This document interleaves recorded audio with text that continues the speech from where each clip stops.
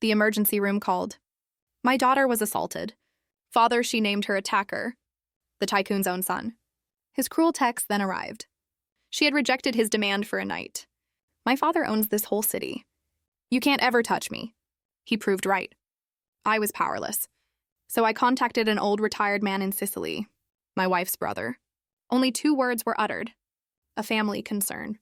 A gruff voice replied, "I am coming!" What he did to him shook my core. Can you imagine the rage? The absolute gut-wrenching fury. When the man who brutally assaulted your child walks free, laughing in your face? My name is Truman, and that moment forced me to look deep into my soul and decide how far I was willing to go for my daughter.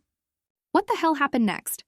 For 20 years, I lived a life of shadow and strategy, serving in Army intelligence.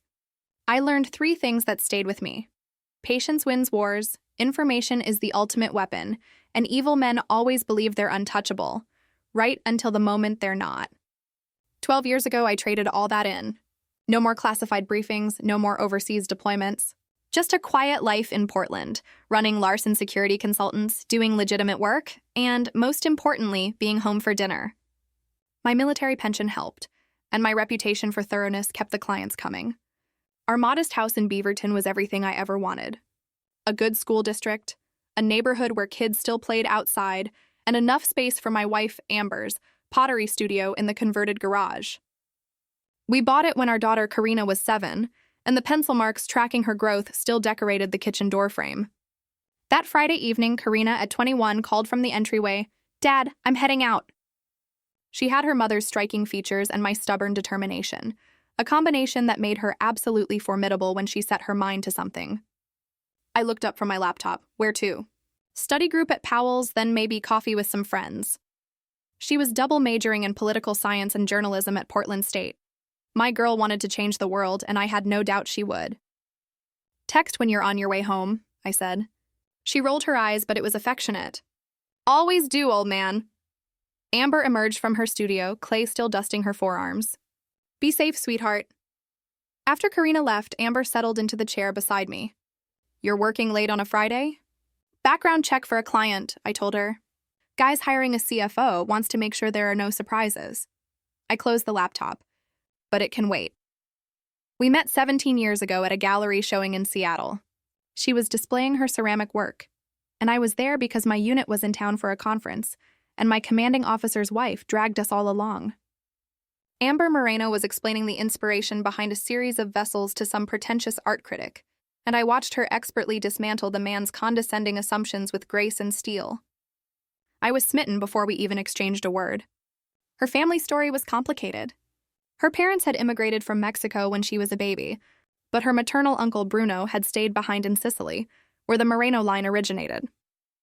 Bruno Moreno was a figure shrouded in family legend and careful silence.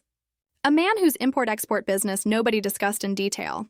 He'd visited twice during my marriage, both times for weddings, and both times I'd noted the difference other men showed him. A quiet deference. "You're thinking about something," Amber said, pulling me back to the present.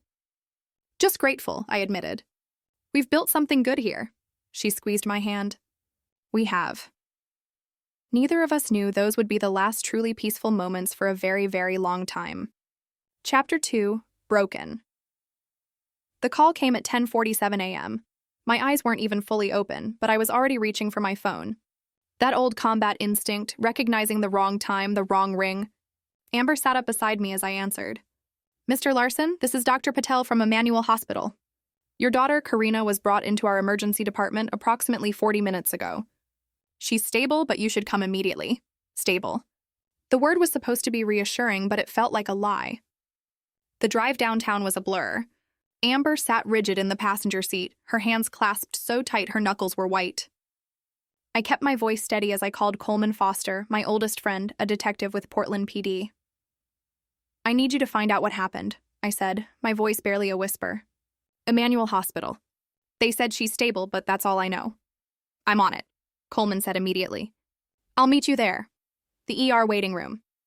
Those fluorescent lights always make everyone look like ghosts." A nurse led us back immediately, which is never a good sign. Dr. Patel met us outside a room, his expression gentle. I recognized it. The one medical professionals wear when they have to deliver bad news. Your daughter was assaulted earlier this evening, he said. She has a concussion, broken nose, 3 cracked ribs, extensive bruising, and defensive wounds on her arms. We've completed a full examination and collected evidence for... I stopped hearing words. I was aware of Amber's hand gripping my arm, of Dr. Patel's mouth moving, but the roaring in my ears drowned everything out. Through the window, I could see Karina lying in the hospital bed. Her beautiful face a canvas of purple and black, her left eye swollen shut. Can we see her? Amber's voice was barely a whisper. Inside the room, Karina's good eye opened when we entered. Mom, Dad. Her split lip made speaking difficult. I'm okay. Amber broke, tears falling as she held our daughter's hand. I stood at the bedside. For the first time in my adult life, I felt truly helpless. In Kandahar, in Baghdad, in a dozen other hellholes, I'd always known what to do. Always had a mission, a target, a plan. But standing here looking at my broken daughter, I felt that careful control I'd spent decades building start to crack. Who did this? My voice was surprisingly calm. Karina's jaw tightened. She had my stubbornness, and I saw her decide to tell us despite her fear. Stanford Phelps.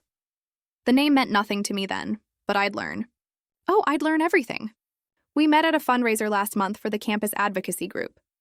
He seemed charming, interested in the cause. He asked me to dinner tonight. Said he wanted to discuss funding. She paused, wincing.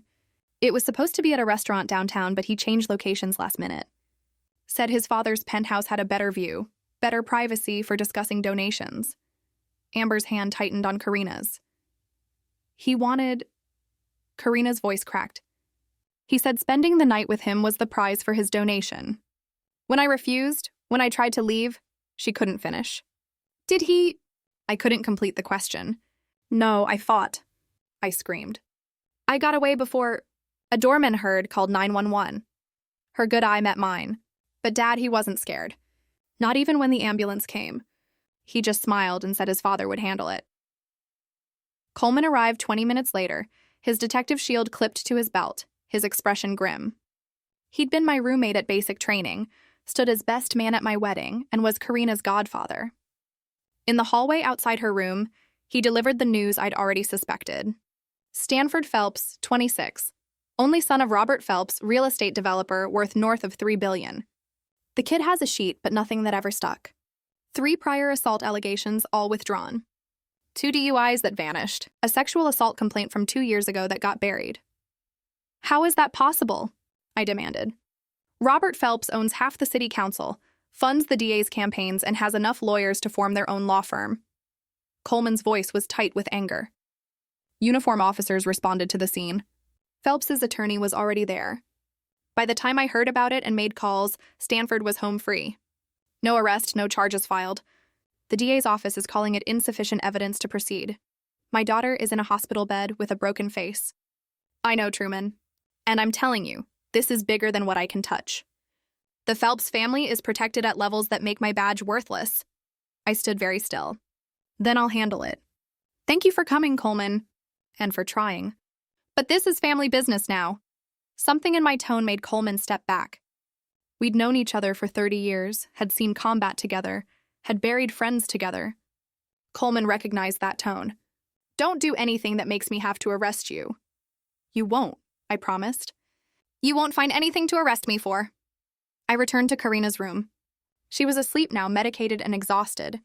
Amber stood at the window, her reflection showing tear-streaked cheeks. Coleman says the man who did this will face no charges, I said quietly. I heard. Amber turned to face me, and I saw something in her expression I'd rarely witnessed. Cold fury. My brother. We should call Bruno. In 17 years of marriage, Amber had never suggested contacting her uncle for anything beyond birthday cards and wedding invitations. The fact that she was suggesting it now spoke volumes about the Moreno family's unspoken understanding. There were some problems the law couldn't fix, and Bruno Moreno specialized in the other kind. My phone buzzed. A text from an unknown number. She refused to spend a night with me. My dad owns this city. You can't touch me. I showed it to Amber. Her face went pale, then hardened. Call him, she said. Call Bruno. Chapter 3. The Old World. I made the call from the hospital parking lot at 4 in the morning. The number rang 4 times before a gravelly voice, answered in Italian. Uncle Bruno, I said in English. It's Truman Larson, Amber's husband. I remember who you are. Bruno's English carried the ghost of Italian vowels beneath American consonants. Why do you call it this hour? Karina was attacked. Beaten badly. The man who did it is untouchable. Billions in family money, owns half the police force, and the district attorney won't touch him. Silence on the line, long enough that I wondered if we'd been disconnected. Then, tell me everything. I laid it out with military precision. The assault, Stanford Phelps's history, his father's influence, the text message. I spoke for 7 minutes without interruption. Karina is my blood, Bruno said when I finished. And you are family by marriage, which makes this my concern. I will arrive tomorrow evening. Do nothing until I get there. Bruno, Truman. The voice carried steel. In my world we have a saying, revenge served hot burns only the hand that pours it. You are angry and you should be, but anger makes men sloppy. Wait for me. We will handle this the right way. The call ended. I returned to Karina's room. She'd be kept for observation for at least 48 hours. I sent Amber home at dawn to rest, promising I'd stay with our daughter. In the quiet morning hours, I opened my laptop and began researching Stanford Phelps. The young man's social media was a monument to privilege and narcissism. Yachts in the Mediterranean, exclusive clubs, bottle service at nightclubs with different women every week. He'd attended Princeton, but never graduated, instead joining his father's company in a vague executive role that seemed to involve attending parties and ribbon-cutting ceremonies. Robert Phelps was easier to research. His profile was everywhere. Self-made billionaire? Or so the story went. Real estate empire built on aggressive development and political connections. 3 marriages, each wife younger than the last. His current wife, Stanford's stepmother, was a former model 20 years his junior. I dug deeper, using skills and access protocols I'd maintained from my intelligence days. The surface was all legitimate business, but in the margins I found shadows. Lawsuits settled quietly, building code violations that vanished, competitors who mysteriously lost financing. Robert Phelps had built his empire on pressure and manipulation, and he'd raised his son to believe the same rules applied to people. Coleman called around noon. I'm going to tell you something off the record, and you didn't hear it from me. Go ahead. Stanford Phelps was questioned this morning, as a courtesy, by a junior detective who doesn't know better. He lasted 5 minutes before the lawyer shut it down, but I got a copy of his statement. He claims Karina came to his apartment willingly, that they had a consensual encounter, and she only got upset when he wouldn't commit to funding her pet causes. So she became aggressive, and he was forced to defend himself. Then she accidentally fell. My knuckles went white around the phone.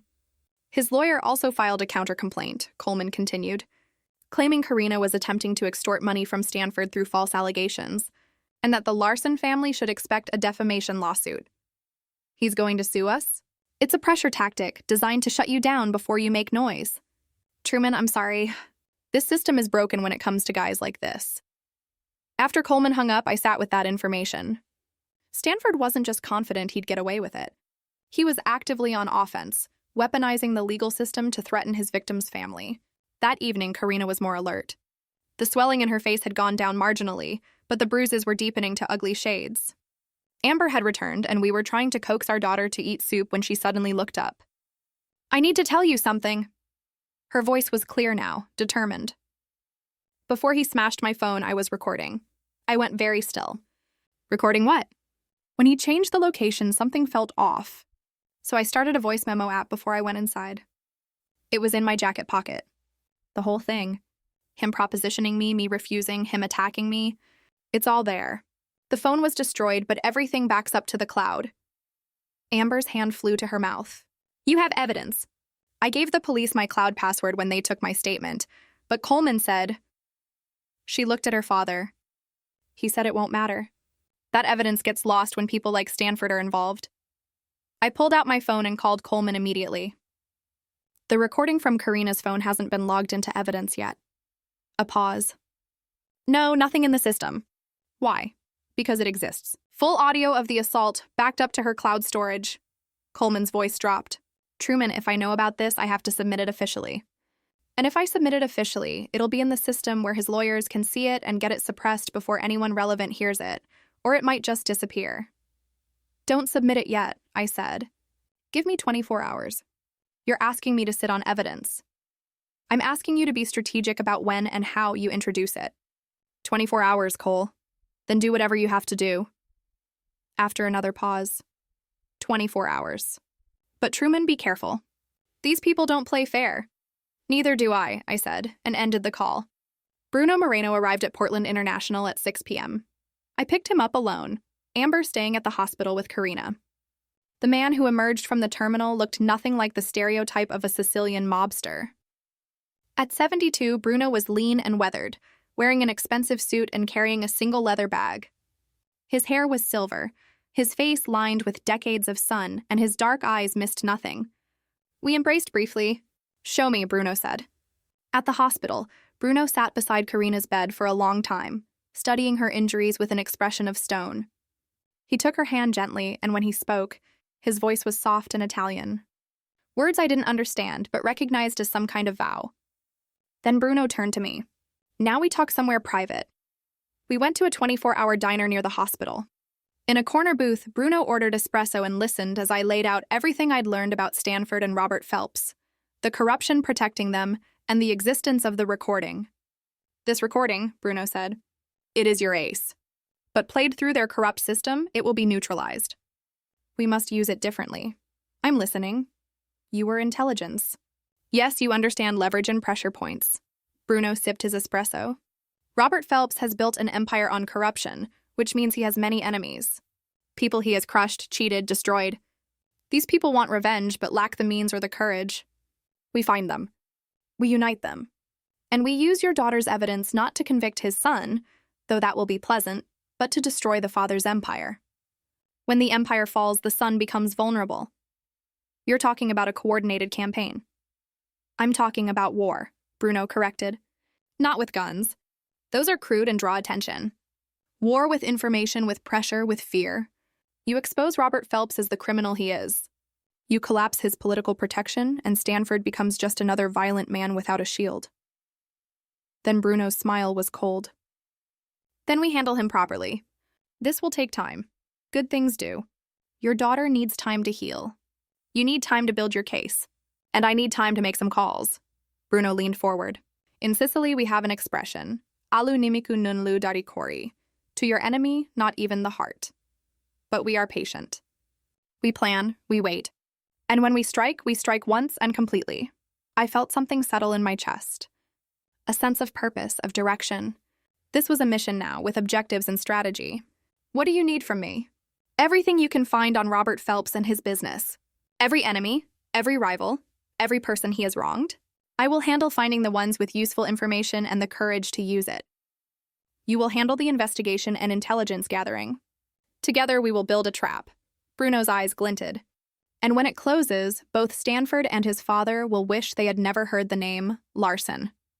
Chapter 4. Alliances.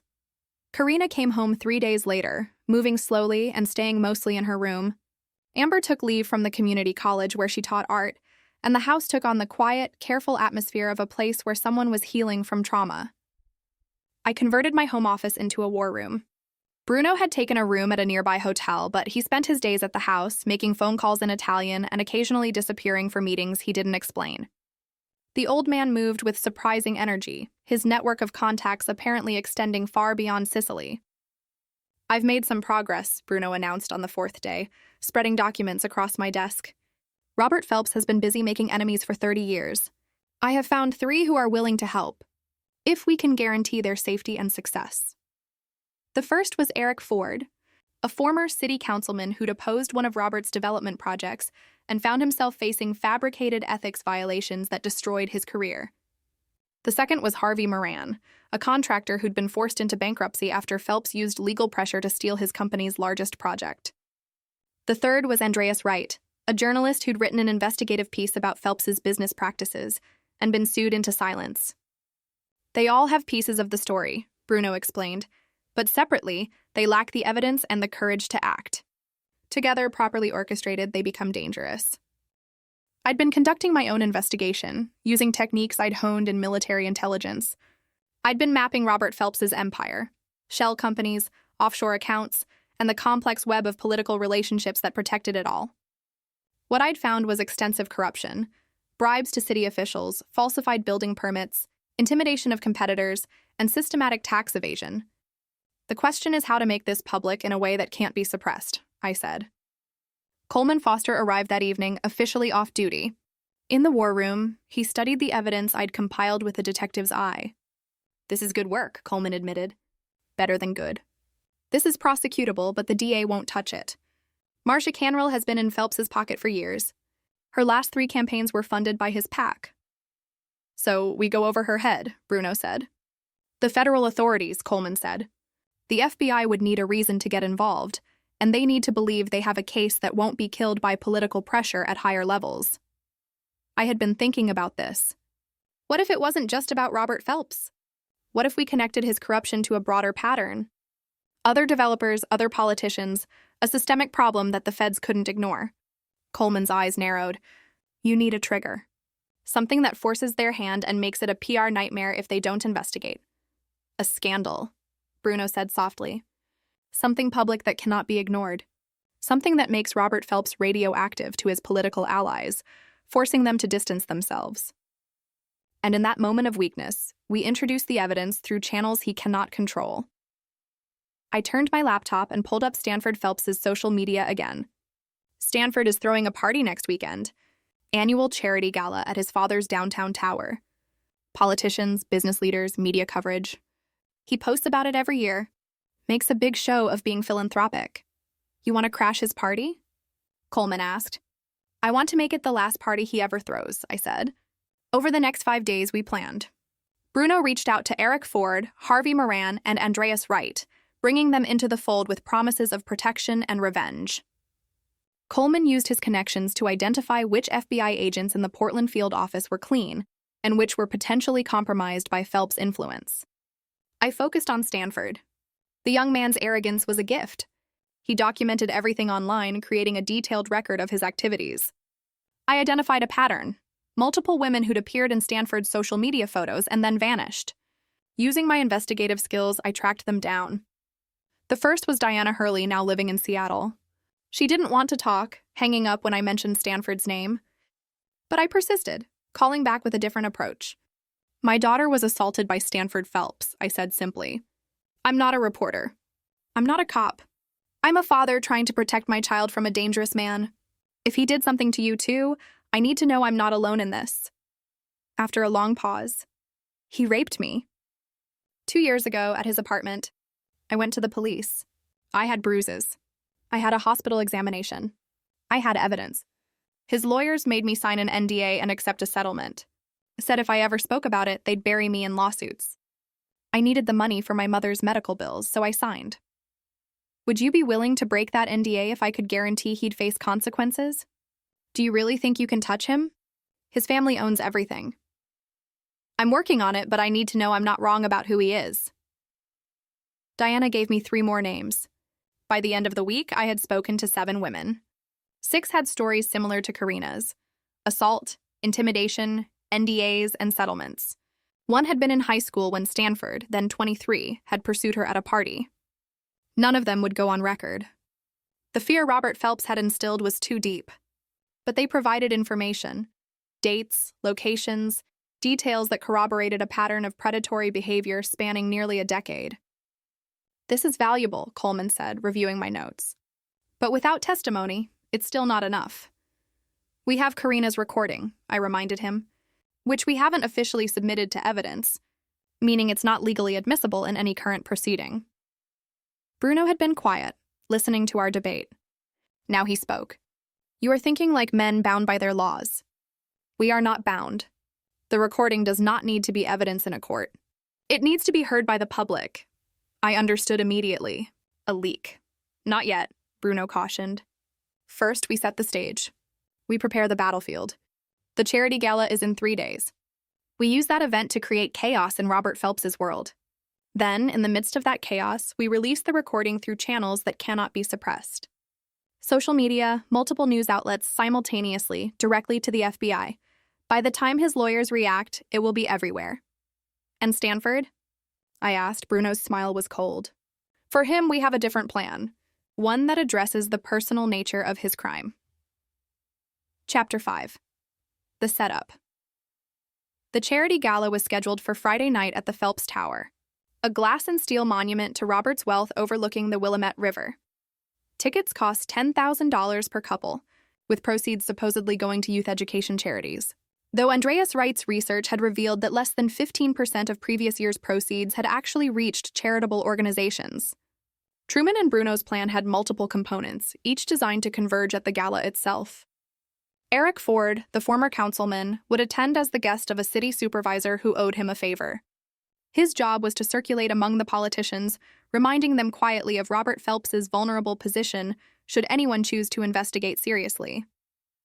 Harvey Moran, the contractor, had used his industry contacts to discover that the Phelps Tower itself had serious building code violations, structural issues that had been covered up through bribed inspectors.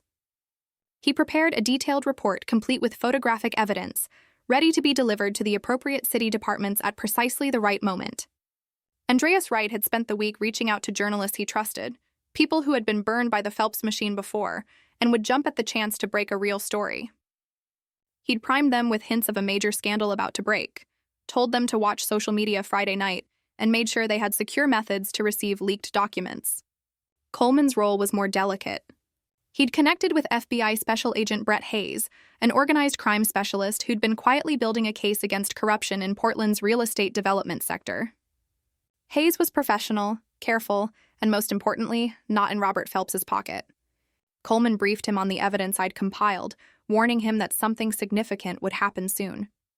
"I can't promise the Bureau will act immediately," Hayes had said, "but if you can give me probable cause and evidence that hasn't been compromised by local corruption, I'll get it to prosecutors who will take it seriously." Bruno handled the most sensitive component. Through his connections, contacts I still didn't fully understand, he'd arranged for protesters to gather outside the gala. Not random activists, but people with legitimate grievances against Phelps developments, families displaced by his projects, workers who'd been cheated, communities destroyed by his aggressive tactics. Over 200 people, organized but peaceful, with signs and chants that would draw media attention. "The optics will be devastating," Bruno explained. "Robert Phelps throwing a lavish party while people he's harmed stand outside in the rain. The news cameras will love it. And Stanford?" I pressed. "Stanford will be at the party, playing the dutiful son," Bruno said. "He will feel safe, surrounded by his father's power. That is when we strike." The day before the gala, I visited Karina. She was healing physically. The bruises fading from black to purple to yellow, the swelling in her face diminished. But I saw the shadows in her eyes, the way she startled at unexpected sounds, the anger simmering beneath her careful composure. "I want to help," she said when I explained the plan. "Absolutely not. You've been through enough." "Dad!" Her voice was firm. "He did this to me, and he's done it to other women. I can't just hide in my room while you try to fix it. I need to be part of this." Amber appeared in the doorway. "She's right." "Amber, I don't like it either." "But Karina isn't a child, and this is her fight too," Amber countered. "We can't protect her by keeping her locked away. We protect her by making sure Stanford Phelps can never hurt anyone again." I looked between my wife and daughter, seeing the same fierce determination in both their faces. "What do you want to do?" I asked Karina. "The recording. When you release it, I want to release a statement with it. My name, my story. No anonymity. If other women see me stand up, maybe they'll find the courage to come forward too. His lawyers will come after you. Let them try." Her jaw set in that stubborn way that was pure larceny. I'm done being afraid. Friday arrived. Cold and rainy. Typical November weather in Portland. The Phelps Tower glowed against the dark sky, its ground floor converted into an elegant venue with champagne fountains and a string quartet. Limousines and luxury cars delivered guests in designer gowns and expensive suits. Outside, protesters began gathering at 6 p.m., their numbers swelling to over 300. They carried signs reading, "Phelps destroys communities," and "Where's our housing?" Local news crews, tipped off by Andreas Wright's media contacts, arrived to cover the demonstration. Inside his hotel room, Bruno made final preparations. He was dressed in an immaculate suit, looking like any other wealthy attendee. I wore similar formal attire, though I felt ridiculous. I preferred tactical gear to tuxedos. "You're certain about your role?" Bruno asked. "Get inside. Locate Stanford." Keep eyes on him until the signal. And you remember, no violence. Not yet. Tonight is about destroying his father's empire. The personal accounting comes later. Coleman was positioned in an unmarked car outside, monitoring police frequencies and ready to intervene if things went sideways. Eric Ford was already inside, working the political crowd. Harvey Moran stood among the protesters, ready to release his building code report to the media the moment the signal came. At 7:03 p.m., Bruno and I entered through the main doors, blending into the crowd of wealthy donors. Security was professional but minimal. Robert Phelps was arrogant enough to believe his money made him untouchable, even in public. The party was exactly what I had expected. Excessive wealth on display, people who'd never missed a meal congratulating themselves for helping the less fortunate. I spotted Robert Phelps near the bar, a thick man in his 60s with silver hair and the confident posture of someone who'd never been told no. And there, beside his father, was Stanford Phelps. The young man looked like a recruitment poster for inherited privilege. Designer suit, perfect hair, a champagne flute in his hand, and a smug smile on his face. He was laughing at something a city councilwoman was saying, utterly at ease. I felt my hands clench.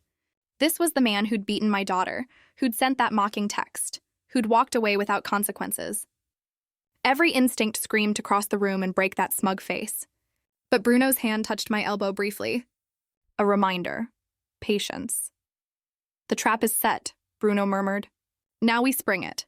At 8 p.m., exactly on schedule, Andreas Wright triggered the first domino. From his position outside the building, he sent a coordinated message to 15 journalists simultaneously. Phelps corruption scandal breaking now. Check social media and your secure inboxes. Then he posted a thread on social media, a carefully constructed narrative about Robert Phelps's criminal empire, complete with documents Harvey Moran had provided, photographs of building violations, and evidence of bribes to city officials. Within minutes, it was being shared hundreds of times. Inside the gala, guests began checking their phones. Conversations started shifting, people stepping away to take calls. I watched Robert Phelps's face as someone showed him a phone screen, the confidence cracking, replaced by confusion and anger. Stanford noticed his father's reaction and pulled out his own phone. His expression of smugness faltered. Now, Bruno said quietly, we add fuel to the fire. He nodded to Eric Ford across the room. The former councilman approached several city officials, engaged them in what appeared to be pleasant conversation, then showed them documents on his tablet. Their reactions ranged from shock to fury. Several immediately left the party, presumably to call their attorneys or PR teams. At 8:15, Harvey Moran released his building code report to every news outlet in Portland. The Phelps Tower itself, this gleaming monument to Robert's success, was flagged as potentially dangerous, with structural deficiencies that could put occupants at risk. The irony was delicious. Robert Phelps's gala was being held in a building that might need to be evacuated. By 8:30, the party was in chaos. Half the guests had left. Reporters were calling for comment. The protesters outside had swelled to over 400, their chants audible even through the tower's thick glass. Robert Phelps stood in the center of the room, his phone pressed to his ear, barking orders at someone. His face had gone red, veins visible in his neck. Around him, political allies and business associates were actively avoiding eye contact, the social equivalent of rats fleeing a sinking ship. And Stanford? Stanford looked genuinely frightened for the first time. He stood near the bar, isolated as people who'd been laughing at his jokes minutes ago pretended not to see him. It is time, Bruno said. Chapter 6. The Vice. My phone buzzed. A message from Coleman. FBI en route to Phelps Tower. Hayes got authorization for immediate document seizure based on fraud evidence. ETA 10 minutes. Things were moving faster than planned. The trap was working almost too well. Bruno pulled out his own phone, navigating to a private website. The recording, he said. Karina gave me permission to upload it to multiple platforms simultaneously. Once I press this, it will go live on 5 different social media platforms, 3 YouTube channels, and be emailed directly to 24 journalists. It cannot be stopped. Do it, I said. Bruno's finger touched the screen. Within seconds, Karina's voice filled the internet. I appreciate the invitation, Mr. Phelps, but I'm not comfortable going to your apartment instead of the restaurant. I think I should leave. Then Stanford's voice, smooth and entitled, Don't be difficult. I'm offering a very generous donation. All you have to do is be friendly. And Karina's response, firm, That's not what philanthropy means. I'm leaving.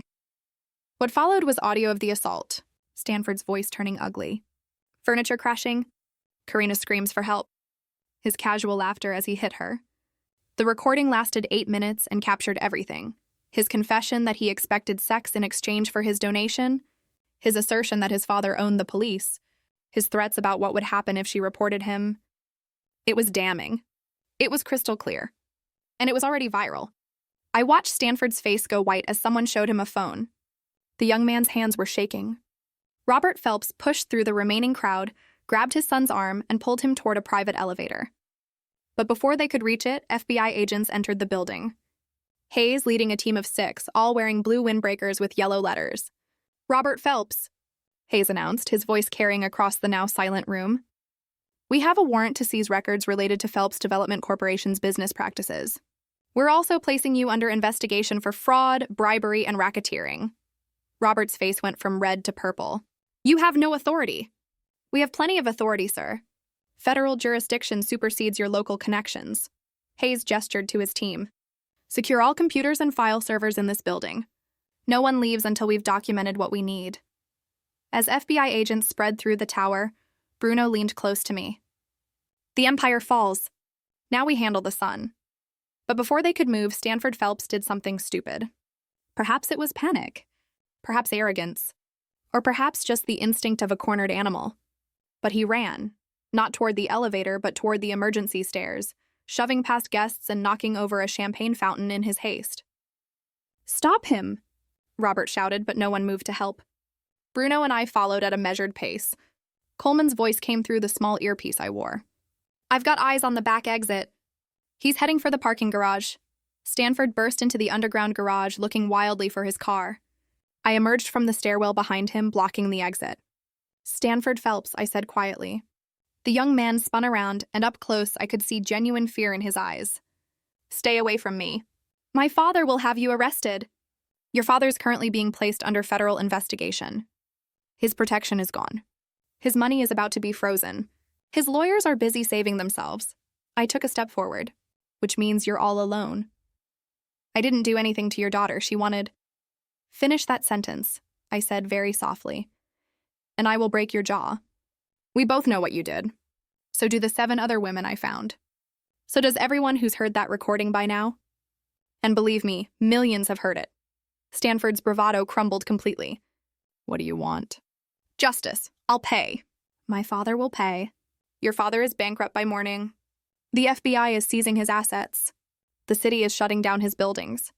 His political allies are running away so fast they're leaving skid marks. There is no money coming to save you." Bruno emerged from another stairwell, cutting off Stanford's other escape route. "In Sicily," the old man said conversationally, "when a man harms a daughter of our family, there's only one acceptable response. It is very old-fashioned, very permanent." Stanford's legs actually buckled. "Please, I'm sorry. I made a mistake." "You made many mistakes," Bruno said. "The first was believing you were untouchable. The second was sending that arrogant text message to a father who loves his daughter. The third was existing in a world where men like me still exist." Coleman's voice in my ear. "Truman, I've got 2 Portland PD units responding to the tower. Someone called about a disturbance. You need to clear out before they arrive and complicate things." But I wasn't finished. "Do you know what my daughter is doing right now? While you're cowering in this garage, she's preparing to testify. To go on record. To put her name and face to what you did, so that every other woman you've hurt knows they're not alone. That's courage, Stanford. Real courage. Something you'll never understand." "I'll confess," Stanford said desperately. "I'll turn myself in. I'll plead guilty." "Just don't what?" I asked. "Don't hurt you? Don't make you face consequences?" "You're going to face consequences, Stanford. Legal ones, social ones, personal ones. The question is how badly you'll suffer before you do." Bruno produced a phone and showed Stanford the screen. A news article already posted, showing his face next to headlines about assault and rape allegations. "Your name is ruined. Your life as you knew it is over. The question is whether you survive long enough to see the inside of a prison cell."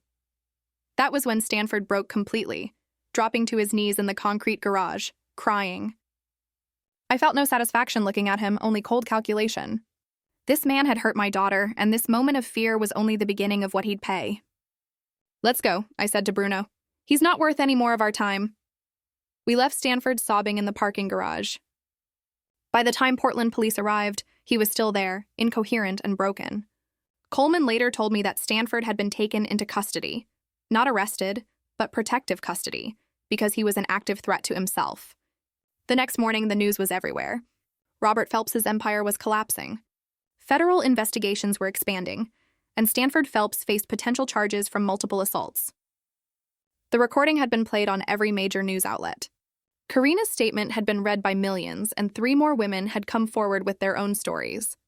But for me, watching the news with Amber and Karina in our living room, it still wasn't enough. The legal system was moving. Yes, justice might be served through courts and lawyers and trials.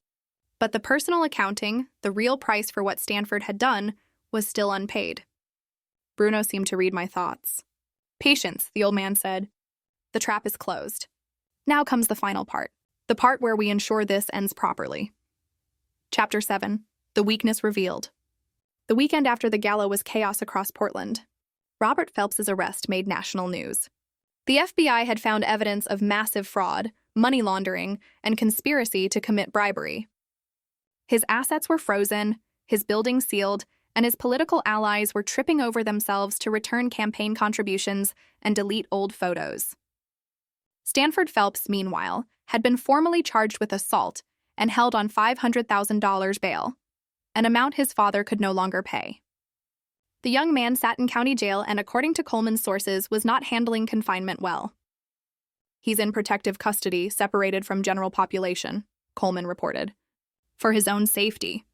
Good, Karina said coldly. She was getting stronger every day, her bruises fading, her spine straightening with determination.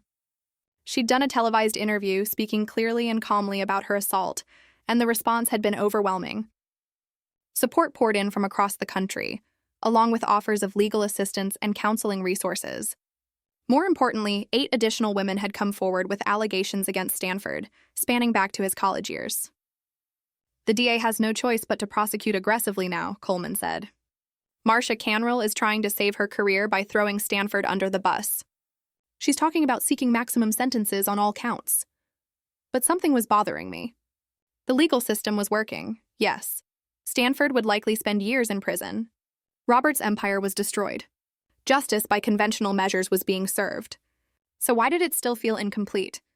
Bruno had been quiet, spending his days making phone calls and meeting with contacts whose names he never shared. On Monday evening, he requested a private meeting with me at his hotel. The boy will go to prison, Bruno said, pouring us both whiskey from his minibar. Probably 8 to 12 years with good behavior. He will survive.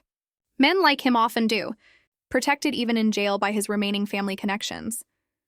He will be humiliated, certainly. Broken, perhaps, but alive and free eventually. You're saying that's not enough. I'm saying you have a choice. Bruno sat across from me. The legal system will deliver its version of justice. For many people, that would be sufficient. But in my world, we understand that some crimes require a more permanent response. You're talking about murder. I'm talking about ensuring he never hurts another woman. Ever. Bruno's eyes were steady. In Sicily, when a man commits an unforgivable act against a family, there is no half measure, no counting on parole boards or rehabilitation. There is only finality. I stared at my whiskey. I'd killed men before, in combat, in the course of my military service. But this was different. This was premeditated. This was revenge, not war. I need to think about this, I said. Of course, but think quickly. He is vulnerable now. In custody, his father unable to protect him. This window will not remain open forever. That night, I lay awake beside Amber, wrestling with the question. I'd spent 20 years serving my country, believing in justice and law and order. I'd left that life behind to be a good husband, a good father, a good citizen. Taking the law into my own hands, taking a life in cold blood, was crossing a line I'd never imagined crossing. But when I closed my eyes, I saw Karina's broken face in a hospital bed. I heard Stanford's voice on that recording laughing as he assaulted a helpless woman. I remembered that text message, "You can't touch me." The law would punish Stanford, but would it protect the next woman who crossed his path a decade from now, when he was released on parole? Would it prevent him from hurting someone else's daughter? Wednesday morning brought news that complicated everything. Andreas Wright called me directly. "You need to see this." The journalist had uncovered something new, evidence that Robert Phelps had been quietly liquidating offshore assets despite the FBI's seizure orders. Money had been moved to accounts in Switzerland and the Cayman Islands. Over $200 million that federal investigators didn't know about. "He's preparing to run," Andreas explained. "And if he runs, he takes Stanford's defense fund with him. There are rumors of a deal being negotiated.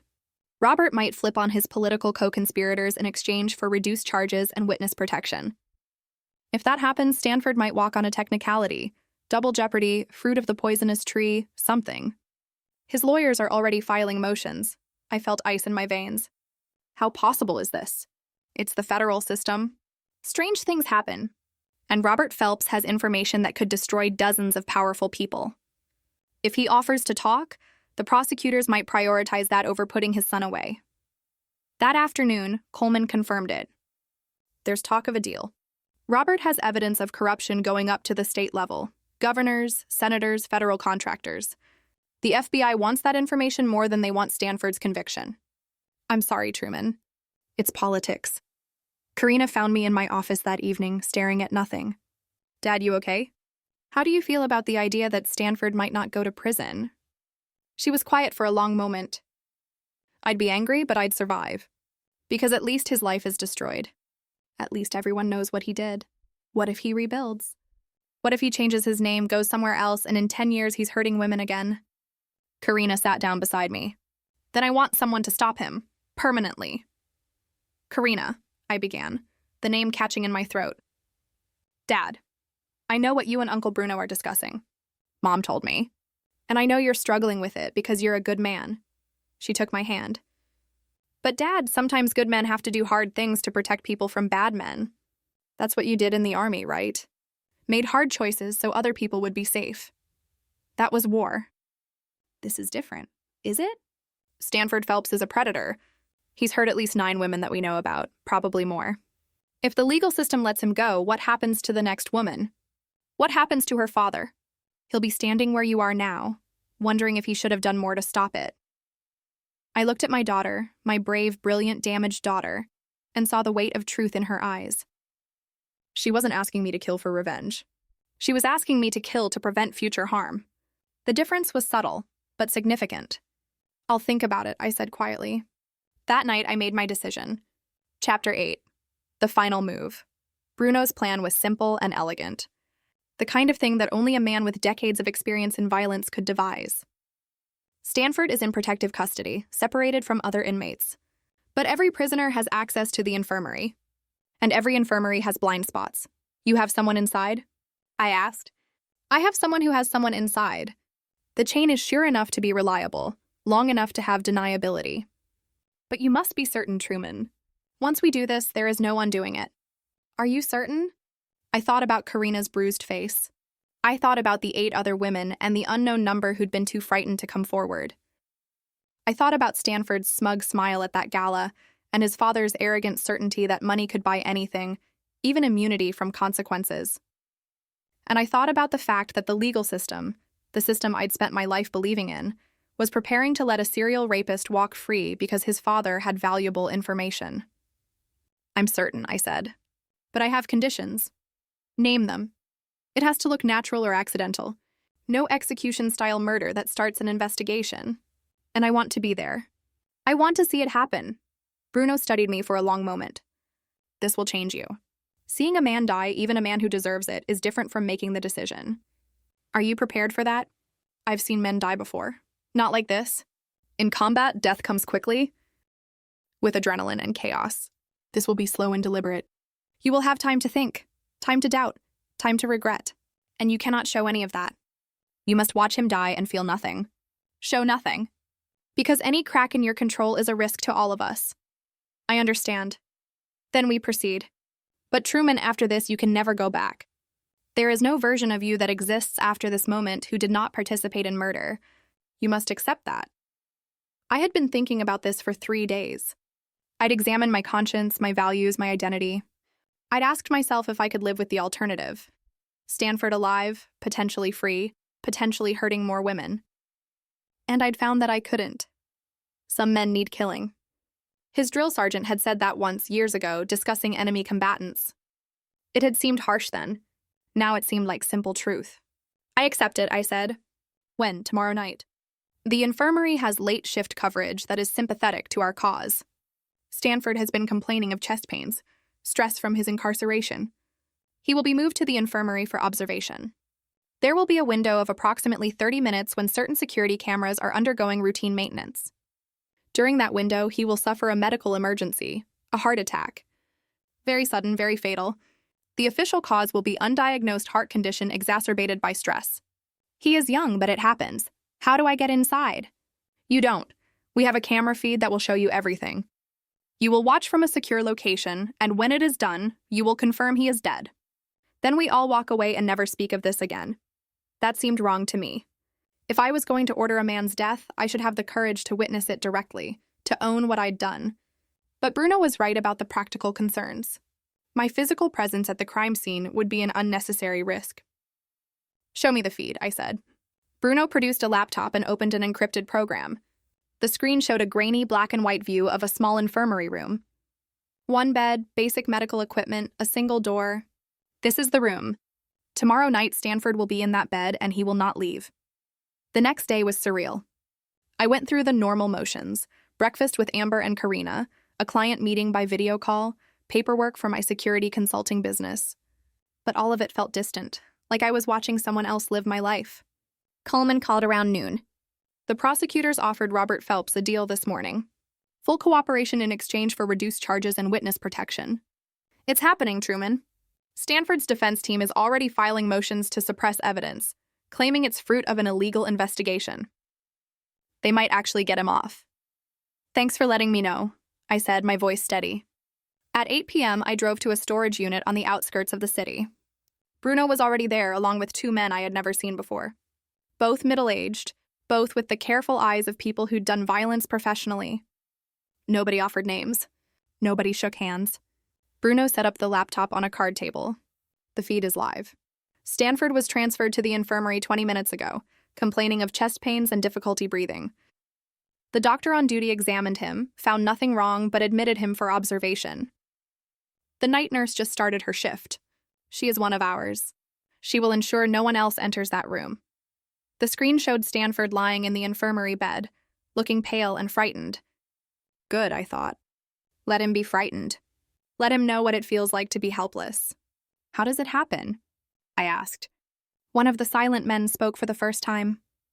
Potassium chloride injection causes immediate cardiac arrest. When administered properly, it's nearly undetectable in routine autopsy. Combined with his documented anxiety and high-stress situation, the cause of death will be listed as heart failure. Natural causes. Who administers it? The nurse. She'll go in at 10 p.m. to check his vitals. She'll inject it into his IV line. He'll be dead within 90 seconds. She'll wait 5 minutes, then discover the body and call for help. By the time anyone responds, it'll be too late. The official story is that he died suddenly of a heart condition no one knew he had. I watched the screen. Stanford was alone in that room, probably terrified, probably praying his father would somehow save him. But Robert Phelps was in federal custody. His empire destroyed, his power gone. Stanford was truly alone for the first time in his life. The minutes crawled. Bruno offered whiskey. I declined. My head needed to be clear for this. I needed to remember every moment, to own what I was doing, to accept the weight of it. At 9:05 p.m., a nurse entered the frame. A woman in scrubs who moved efficiently around the room, checking monitors and adjusting Stanford. Stanford spoke to her. The feed had no audio, but his body language was pleading. The nurse's expression was professionally neutral. She produced a syringe from her pocket, checked it carefully, and approached the IV line. This was it. The moment. I could still stop it. I could call out, tell Bruno to abort, let the legal system handle things however it would. I could preserve the version of myself who'd never ordered a man's death. But then I thought of Karina's words. What happens to the next woman? The nurse inserted the syringe into the IV port. Stanford's body went rigid. His back arched off the bed, hands clutching at his chest. His mouth opened in what must have been a scream, though the silent feed robbed it of sound. He thrashed for perhaps 30 seconds, then went still. The nurse watched dispassionately, checking her watch. After a minute, she checked his pulse, then his pupils. Then she calmly walked to the door and left the room. I watched Stanford's body for another minute, waiting for some sign of life, some movement. Nothing. Stanford Phelps was dead. "It's done," Bruno said quietly. One of the silent men shut down the laptop and began breaking down the setup. Within 5 minutes, the storage unit was empty, except for Bruno and me. "How do you feel?" Bruno asked. "Nothing," I said, and realized it was true. I'd expected guilt, regret, horror, or something. But watching Stanford die had felt like watching a problem solve itself. Cold, mechanical, necessary. "That's good," Bruno said. "The guilt comes later, maybe or maybe not. Some men are built for this kind of work, and they never regret what must be done. Time will tell which kind you are." We drove back to the city separately. I arrived home at midnight. Amber was still awake, sitting in the living room with a book she wasn't reading. "Is it done?" she asked. "Yes," she nodded slowly. "I'm not going to ask details. I'm not going to judge. But Truman, promise me this was the last time. Promise me we don't become people who solve problems this way." "I promise," I said, and meant it. I'd crossed a line tonight, but I wouldn't make a habit of it. This was an exception, a specific response to a specific threat, not a new way of life. Amber embraced me, and we stood together in the quiet house, holding each other against the darkness we'd invited in. Chapter 9. Aftermath. The news broke at 6 a.m. Stanford Phelps had died of sudden cardiac arrest while in custody. The county medical examiner ruled it natural causes, likely related to an undiagnosed heart condition exacerbated by the stress of incarceration. An investigation was opened, but preliminary findings showed no signs of foul play. Robert Phelps, from his own federal holding cell, reportedly broke down upon hearing the news. His deal with prosecutors moved forward anyway. He had too much valuable information about too many powerful people. He would spend 10 years in minimum security and then vanish in witness protection. His empire gone, but his life preserved. Some might call that injustice. I called it acceptable collateral damage. The father had lost everything that mattered: his legacy, his reputation, his only son. Let him live with that. The following week brought a cascade of revelations. Robert's testimony implicated 32 public officials in corruption schemes spanning 15 years. The mayor resigned. The district attorney was indicted, and Oregon's governor announced she wouldn't seek re-election. The fallout would reshape Portland politics for a generation. For the Larson family, life slowly returned to something resembling normal. Karina continued her recovery, attending therapy and finding strength in survivor advocacy work. She'd become a voice for women who'd been silenced by powerful men, speaking at universities and legislative hearings about the need for justice system reform. "I think I want to go to law school," she told me one morning over breakfast. "I want to be the kind of lawyer who fights for people like me, who makes sure men like Stanford don't get away with what they do." "You'd be brilliant at it," I said, pride thickening my voice. Amber returned to teaching, finding solace in creating beauty with clay and helping students discover their own artistic voices. She never asked me for details about what happened in that storage unit, and I never offered them. Some things were better left unspoken between people who loved each other. Coleman Foster was promoted to detective sergeant, his role in exposing the Phelps corruption earning him commendations. He and I still met for coffee every Friday, talking about sports and family, and anything except the night Stanford died. Bruno Moreno stayed in Portland for another week, long enough to ensure no investigation into Stanford's death gained traction. Then one evening, he appeared at our house with his leather bag packed. "I return to Sicily tomorrow," he announced. "The business here is finished." Karina embraced him carefully. Her ribs were still healing. "Thank you, Uncle Bruno, for everything." "Family is everything," Bruno said simply. "Never forget this." At the door, Bruno pulled me aside. "You did well. The boy is gone. The father is destroyed. And justice, true justice, has been served. But Truman, remember what I told you. This kind of work changes a man. Watch yourself carefully. Make sure the darkness you invited in does not make itself at home." "I will," I promised. Bruno studied me for a moment, then nodded. "You are stronger than most. You will be fine.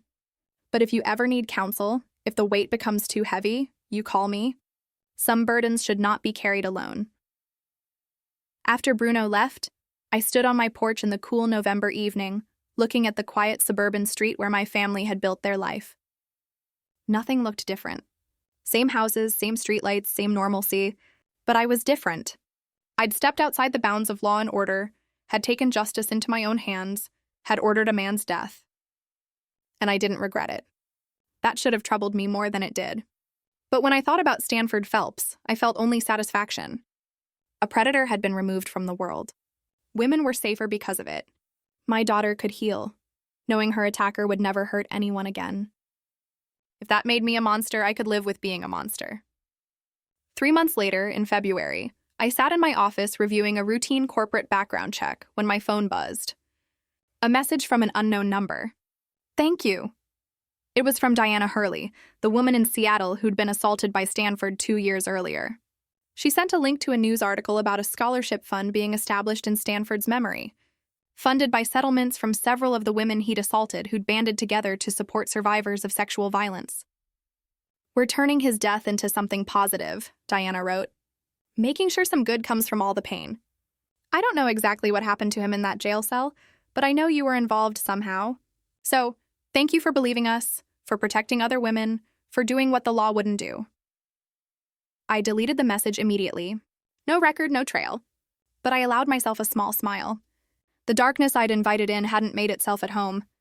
It had simply eliminated a threat and then departed, leaving my family safe and my conscience clear.